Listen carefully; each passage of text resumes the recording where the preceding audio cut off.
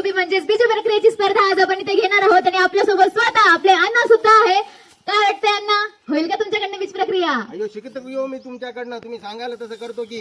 बघा अण्णांचा कॉन्फिडन्स खूप छान आहे. अशा प्रकारे आता आपण बीज प्रक्रियेची जी एसओपी आहे तिची स्पर्धा घेणार आहोत. तर पाहूया कोण जिंकतं. छान अशी जिलेबी अण्णांनी बनवली आहे. वा वा या अण्णा, तुम्हाला केवढी छान जिलेबी बनवता येते. मस्त, अयो शिकतो की मी तुमच्याकडून. खूप छान अशी जिलेबी अण्णांनी बनवली आहे. तुम्ही पाहू शकता. आता मात्र पुढची स्टेप आपल्याला करायची आहे. चला पटकन, तुमच्याकडे वेळ फार कमी उरलेला आहे, बाकीच्याकडे फार पुढे चाललेले आहेत. आता पाहूया कोण जिंकतं. आता घुसवण्याची पद्धत आपण पाहूया. तुम्ही खाली करा, तुम्ही खाली दाबा. अगदी सुपामध्ये गहू पाकडतो त्या पद्धतीने अण्णा किती छान पद्धतीने बियाणं पाकडत आहेत. वा वा वा, मस्त मस्त मस्त, खूप छान खूप छान. सगळ्या बियाणांना आपल्या रसायन चांगल्या पद्धतीने लागलेलं आहे आणि खूप छान असं ते बीज प्रक्रिया करत आहे. वाटतं अण्णांना घरी गहू पाकडण्याची सवय दिसते मला. हो काय अण्णा?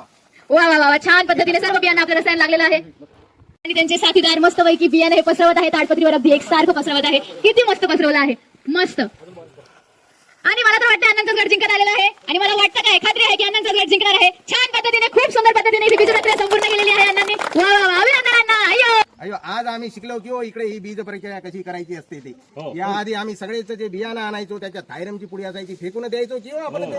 कधीच करत नव्हतो ती बीज प्रक्रिया. पण तर आता आपण शास्त्रीय पद्धतीने हे सगळं शिकलो. इथे पाणी फाउंडेशनच्या टीमने आपल्याला शिकवलं की हो बुरशीनाशक, त्यानंतर कीटकनाशक आणि त्यानंतर पेरणीच्या दिवशी करायची असते ती जैविक बीज प्रक्रिया.